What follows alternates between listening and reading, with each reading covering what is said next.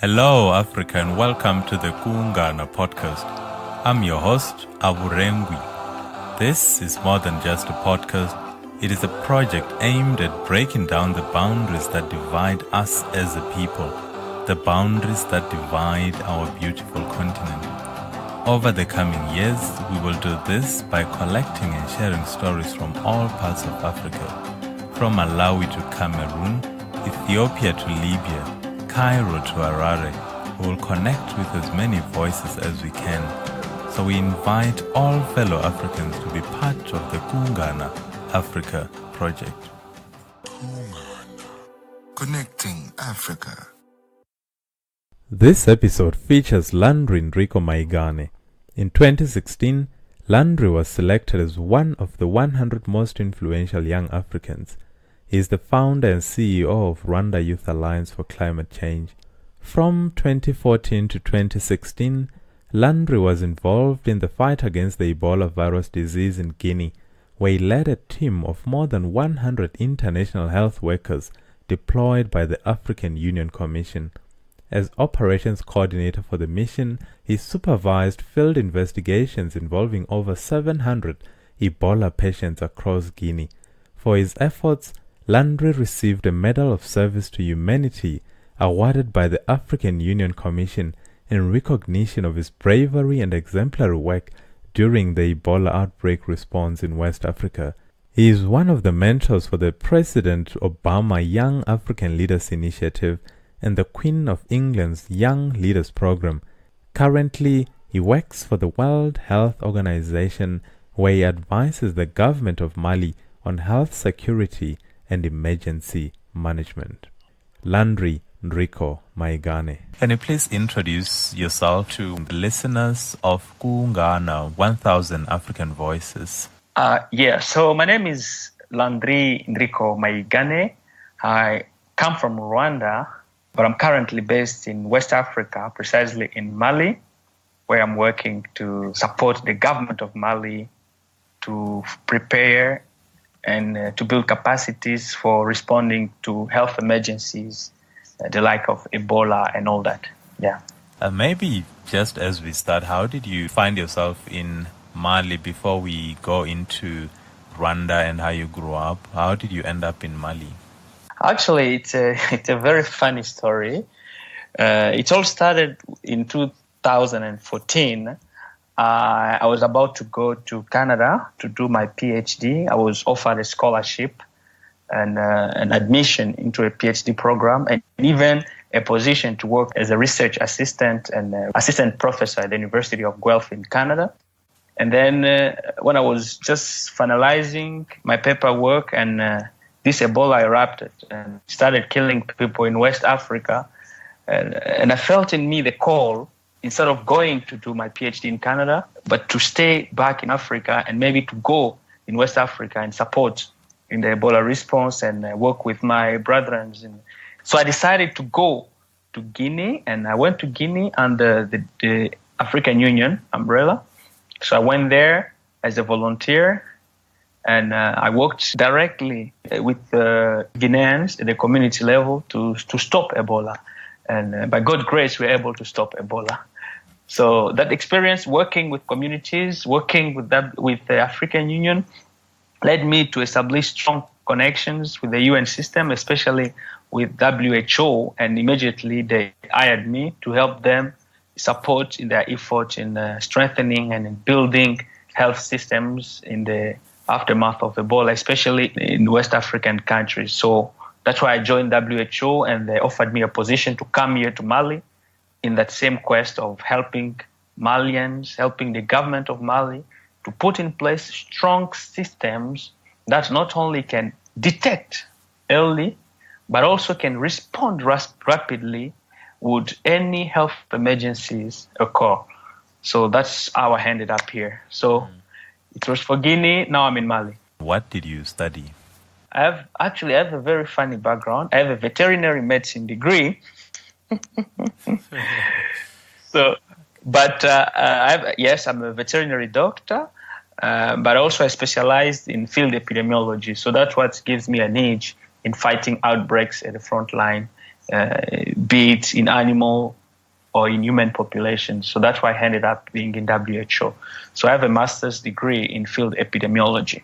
Most of us will run away from areas that are affected by any outbreaks. You seem to run in the opposite direction when there are outbreaks. Are you not concerned about your own life or your own health?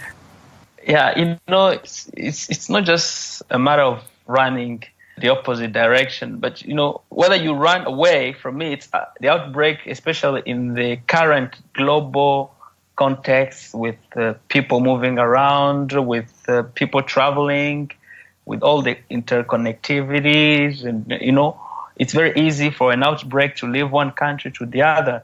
Shouldn't we have gone to stop Ebola in West Africa then? By now, maybe it should have reached many African countries, even in my own country, Rwanda. So you don't have to wait or to run away from the disease, but you need to make sure that you go where it's coming from and stop it from there. And this is the only way you protect even your own family back home. You protect your own country back home from having the disease. So it was more of a proactive action. Of course, it was very risk-taking, but our contribution has helped to save lives and also to protect Africa at large from the Ebola, to stop Ebola from spreading across Africa. Yeah. So, yeah.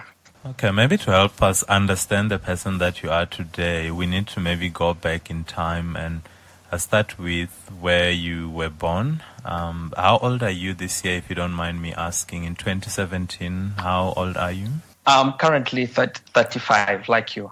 Oh, great, 35. That's a very good age. And Landry, where were you born? Where did you grow up? Actually, I was born in Congo, DRC, in the southern part of Congo, DRC. In a city called Lubumbashi. So that's where I was born.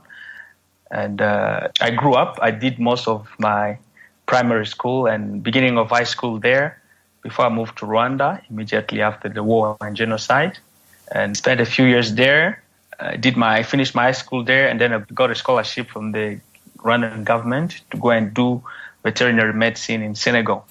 So my Pan-Africanism spirit, if I can call it this way, it started more from the exposure I got in Senegal of mingling, of being in touch with other African cultures, because I was studying in this school where there were more than 20 nationalities represented. So this gave me a lot of exposure, a lot of touch to the African diversity, and that's why I started to joining youth movements. Maybe I forgot to tell you, I've been contributing a lot in building youth movements at the grassroots level. I started my own NGO in Rwanda, working to address climate change, but also I contributed in putting in place networks, not only at the African level, the regional level, but also at the UN level, because we were able to put in place this youth big network, the Youth Climate Movement under the UNF Climate Change Convention.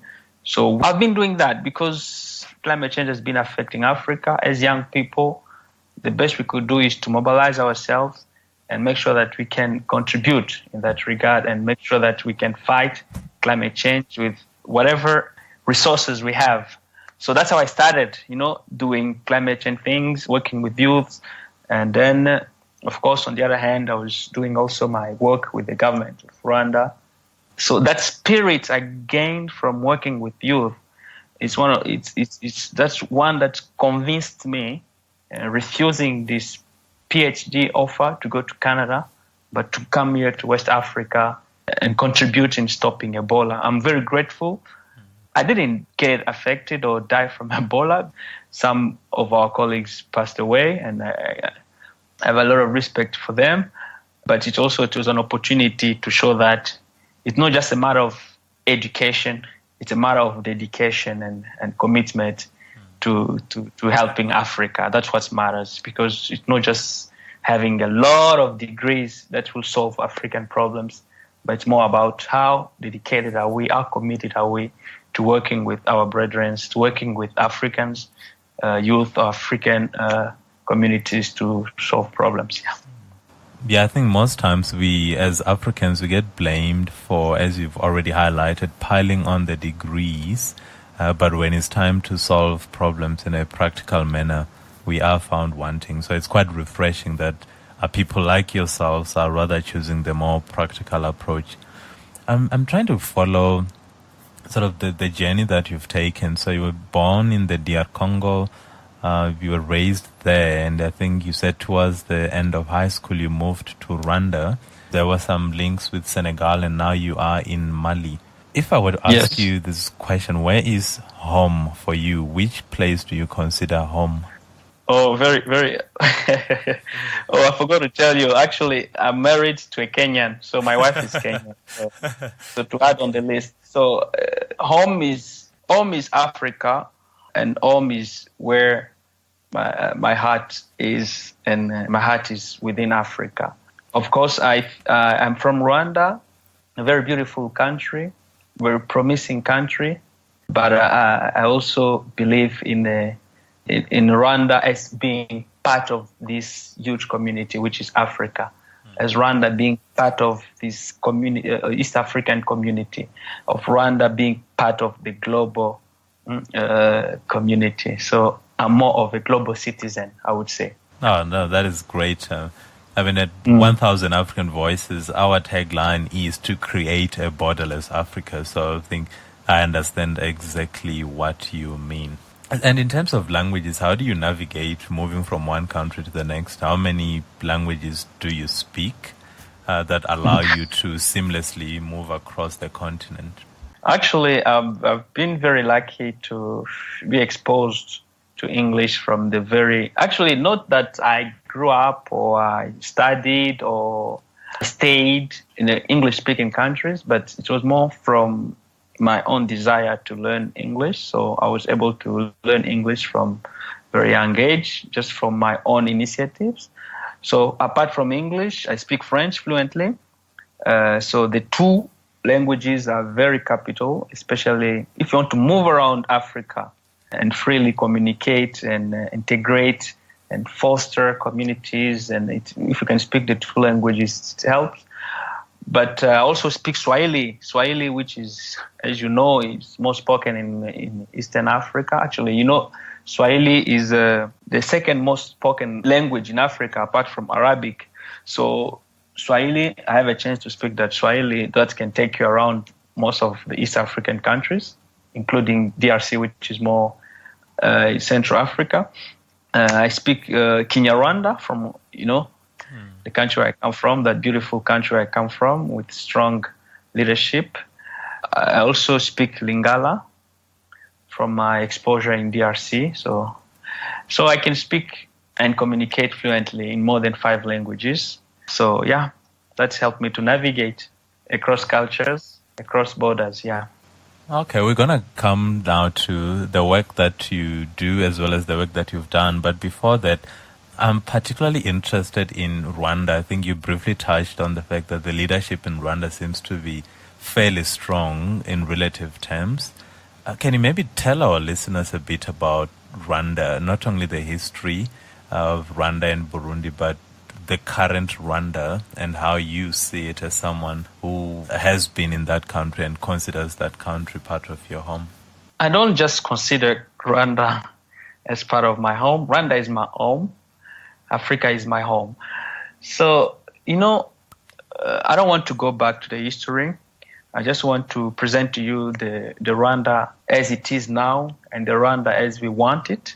Yeah. And we are very lucky to have a visionary leader, President Paul Kagame, who is so passionate about that country. It's not so common to find passionate leaders in Africa, who is so passionate about their country and who are willing to sacrifice just to make sure that the country is safe and the population of that country are prosperous. And maybe it's an opportunity also to acknowledge the strong and visionary leadership of our President Paul Kagame.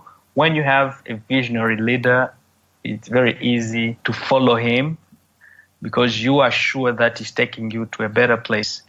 So that's a good thing about Rwanda. It's just more about the good leadership that we have in place, and that is not corrupt, that is so passionate about the country, that is always working hard for betterness of the population of Rwanda, and also that is doing whatever they can to make sure that everybody feels home, feels safe, and the country prospers.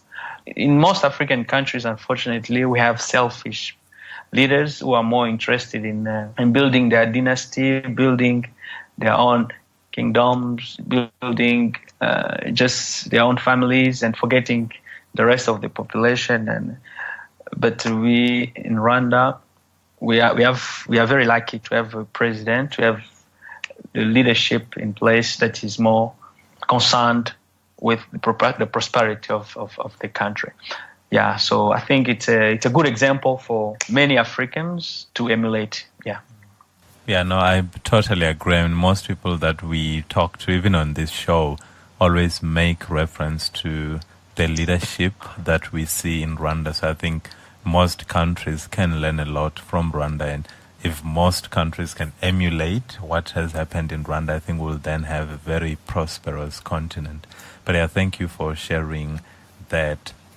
You've already touched a bit on the work that you currently do, but I see you do quite a few things at the same time. How do you manage that? I mean, you talked about some climate change work that you do. You also spoke about the epidemiology work that you do as well. Maybe can you just talk to our listeners about a day in the life of Landry? What does a day for you entail? My day actually is busy. It's busy because I try to make sure that I have something to do, even if it's resting, so it's something to do. But how do I organize myself with all those commitments that I have? Of course, epidemiology is my daily bread. It's my daily bread because that's what I do, and that's what takes most of my time. And my work involves more working with the government here in Mali, working with the NGOs and working with the community in trying to make sure that we build strong health systems toward health emergencies, toward fighting diseases and being able to control them as they emerge. But I always make sure that I have time, especially over the weekends, to also give back. And that's my way to pay forward, my way to give back. I have been involved with youth movement for the past 16 years, and it has been quite enriching for me. It has been quite a blessing in terms of travels, in terms of friendship, in terms of all those networks that I've been able to join, let alone create. But it has been a blessing for me. So now I give back. And how do I give back? Mainly now since 2 years now, I do a lot of mentorship. I mentor a lot of young people who go to the President Obama Young African Leaders Initiative, YALI. So I mentor them. So I've been mentoring for the past 3 years. I've mentored around 10. And I also mentor young leaders from the Commonwealth under the Queens of England Young Leaders Program. So it's more like the YALI, the Mandela Fellowship, but the Queens of England shares a similar one, but for Commonwealth youth leaders. So I mentor them. So this is one way I give back to the youth, to the community, in trying to help them also to grow in their projects, in their businesses, just giving them some tips, giving them some ideas on how to do things, on how to improve things. But I also contribute, but nowadays it's more online, with my past youth networks, some of which I still sit on boards, like this program with the U.S. State Department, the Community Solution Program. I still sit on board, so I contribute.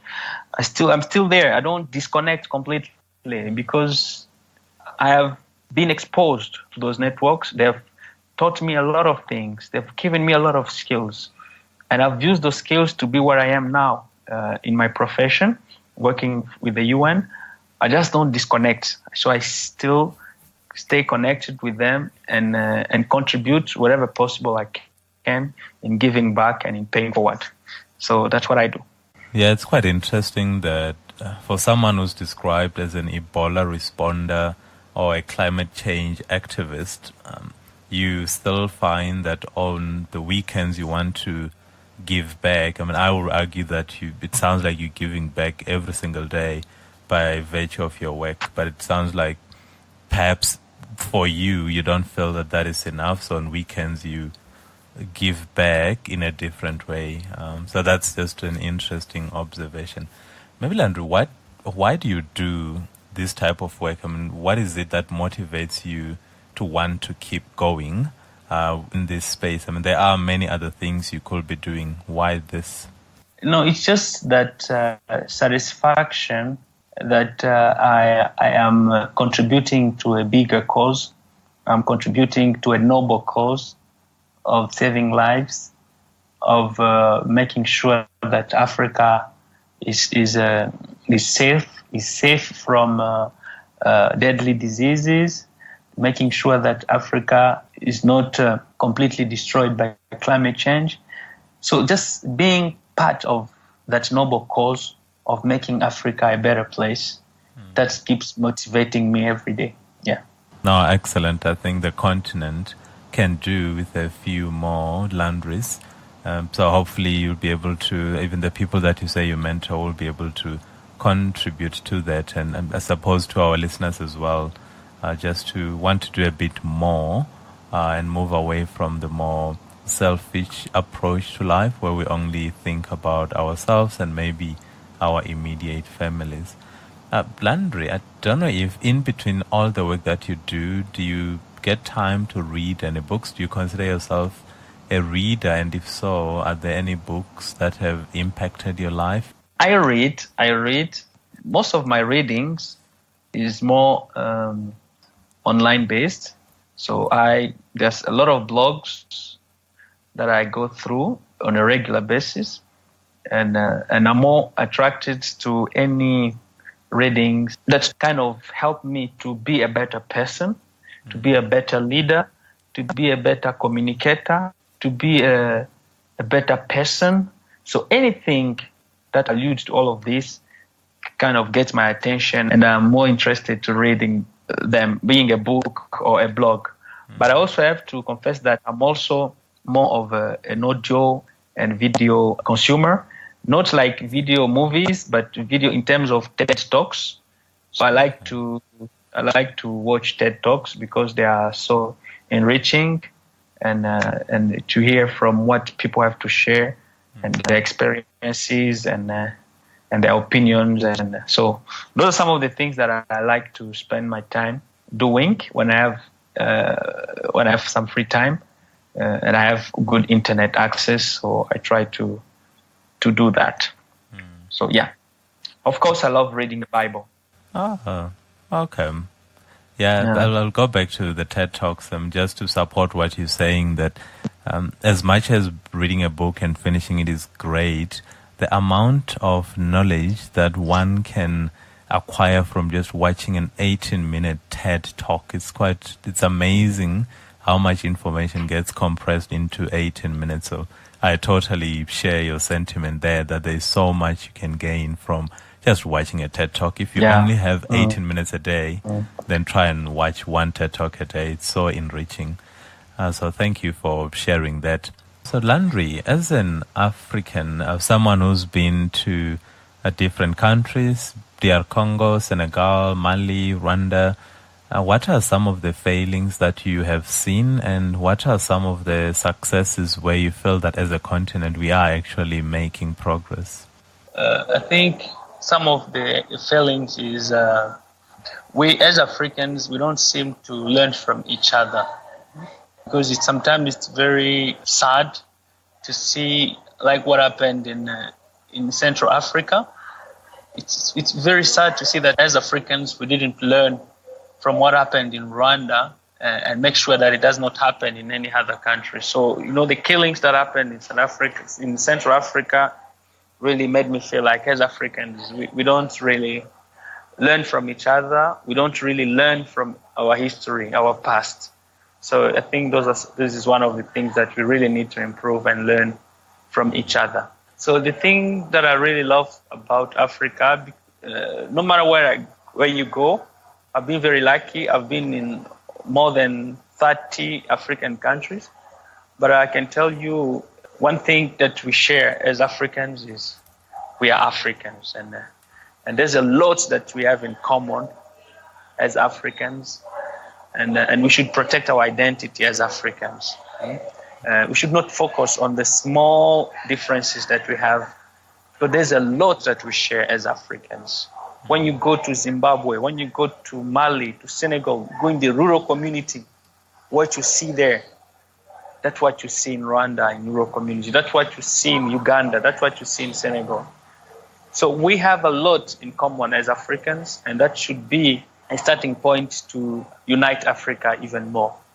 And also this thing of identity, I so much like, especially when I come here to West Africa, the cultural touch is bigger than in East Africa, in my opinion.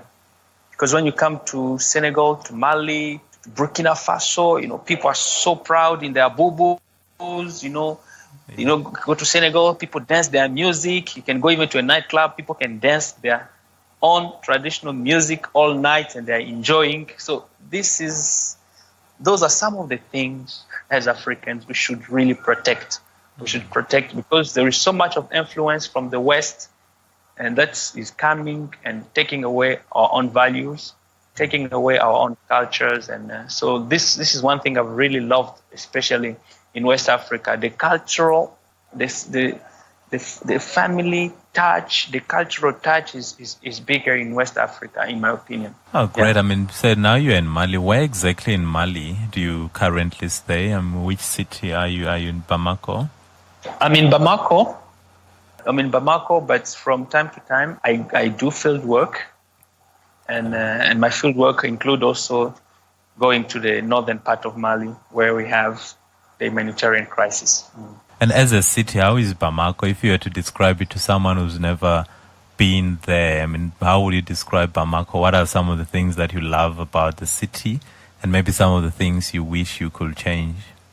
It's a very lovely city, very nice people, kind people, lovely people, and the food is very good, but it's very hot. I mean, compared to Kigali or Nairobi, it's very hot. But of course, if anything I would change is if they could make the city cleaner. And sometimes it doesn't require a lot of money. Look what Rwanda has done in making its city clean. So I think if the government of Mali should put more effort in beautifying the city, in making the city cleaner, I think that would be very good. Do you have any hobbies? I mean, when you're not working, I know you mentioned giving back over the weekends, but are there certain things that you consider hobbies, just things that allow you to just be yourself? Do you have any hobbies? My hobbies is just, I'm a lifelong learner. I learn a lot. So when I have a free time and when I want to learn new things, I learn. Nowadays, I'm learning how to cook. I'm learning also Portuguese. I'm taking some online courses on Portuguese. So I love to learn new things because that's what makes me feel good, learning new things. So my hobby includes learning new things, yeah. Do you want to maybe tell us a bit about the things that you are cooking, maybe your favorite recipes for now, some of the discoveries that you are making as you're learning? No, actually, I've just hosted a good friend of mine, John Yembu, from the U.S., who lives in the U.S., who is American, originally from Cameroon. So he just stopped by in Mali, and he happened to come to my apartment several times. So, he trained me. He gave me some new skills on how to cook. He's from America, and he has lived in the U.S. for more than 10 years. But he was teaching me how to cook some homemade African meals, the meals, with it's like boil. Huh? In Uganda, they call it boilo. So what it's more is boilo? So it's the kind of food you would see it more when you go to Uganda. It's like they cook meat, they just boil it, and they don't put a lot of oil, just a little bit of oil. So it's more boiling it until it's ready. Just put some onions, some potatoes and all that, and some other ingredients, and it's ready to be. It's ready for eating, so without having to put oil. So yeah, we can enjoy food without putting oil, because eating a lot of oil, it just exposes us to a lot of trouble. Yeah. In the long run, yeah, health-wise. I suppose that's when you see even Africans now starting to get diseases that were previously reserved maybe for people from other continents. So I totally agree with you that maybe the boiling of food has always kind of been the African way. Landry, as we start wrapping up, are there things that you still want to see yourself achieving, whether it's across the continent or in a global context? What are some of the things that you still feel you want to do? What I feel like I would love to see happening in Africa, and I'd like to contribute toward that, because it's not something that I can do myself, is to work with other like-minded youth or like-minded Africans, so that this thing of African unity, and by unity I'm not just talking about institutions, I'm talking about the cross-Africans being able to move within Africa without having to face problems, free movement of goods, free movement of people, and also if there could be more cheap, and I mean it's cheap ways of moving across, around Africa, because it's very expensive to live from Mali to go to South Africa, then to live from Mali to go to France. So it's very sad. It's very sad when it's getting very, very expensive to move within Africa. So my wish is to see that happen. I'm not saying that, I mean, if Africans can work together, I'm not seeing myself doing that, but it's more of a collective effort. So I believe in the power of many to make change across Africa. Yeah. Oh, great. No, thank you. And it's amazing how many people say that it is said that it's a lot cheaper to leave the continent than it is to travel across the very same continent. So I think most people do share your sentiment. And maybe, Landry, the last question from the 1,000 African Voices, just for you, maybe it's not really a question, but are there any last words of encouragement that you would like to leave with our listeners? And at this point, I always think of our young listeners, people who aspire for more. Are there any last words of encouragement that you would like to leave?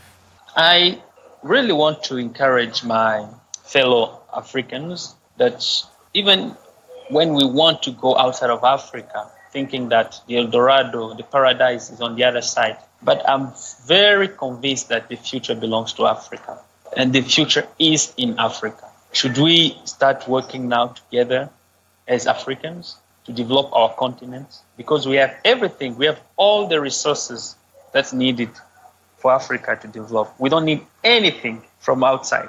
We just need to work together. We share the knowledge that is not in this country. If we can transfer it to the other country as Africans, and we develop each other, I'm very much sure that Africa will make a difference in this world. The future is and belongs to Africa. Wow. Well said. And I mean, along those lines, I won't be doing this program justice if I don't ask you about how you felt to be nominated amongst 2016's most influential young Africans. How was that award or nomination for you? I mean, how did you feel that people sat in a room and they identified you as one of the 100 most influential young people? You know, I just felt humbled and so honored, because there is one thing I need to tell you. There are so many young Africans who are doing even far more than what I have been doing, but maybe they didn't get a chance to get noticed, so that they can also receive awards like that. I'm so humbled with that opportunity, but as I tell you, I'm just one of them, and there are many of them outside there who are not noticed and who are doing even better work. Yeah, that's what I can say.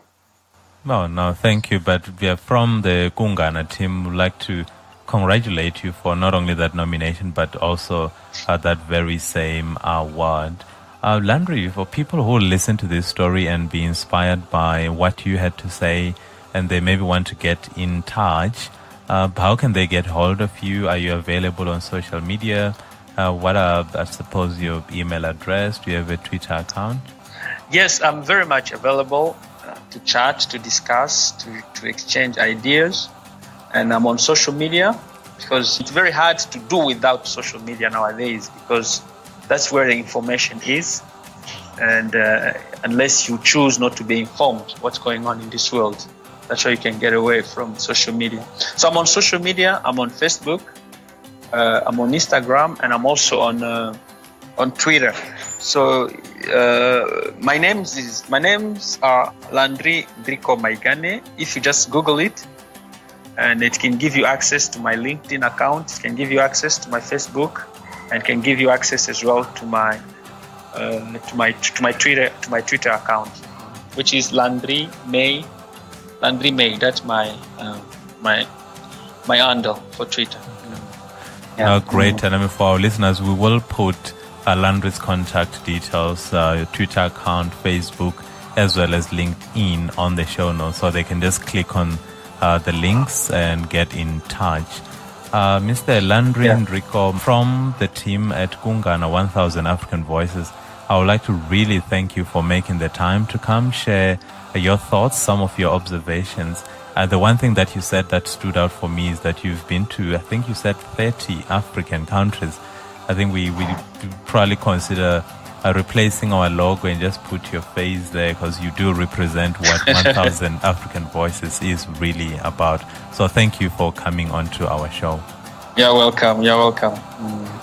You've been listening to another episode of the Kungana Africa Project. Our sound engineer is Bandile Lukele. Kungana Africa, one voice at a time. Please join us next time as we bring you yet another interesting and exciting voice. Don't forget that you can find us on the Podbean app by searching for 1000 African Voices. It will really help our project if you sign up as a follower by clicking the follow button. You can get the show notes as well as stream the show on our website, which is 1000africanvoices.com. Our Twitter handle is at Kungana1000, 1000 African Voices, one Africa, one podcast, 1000 voices. Till next time, take care.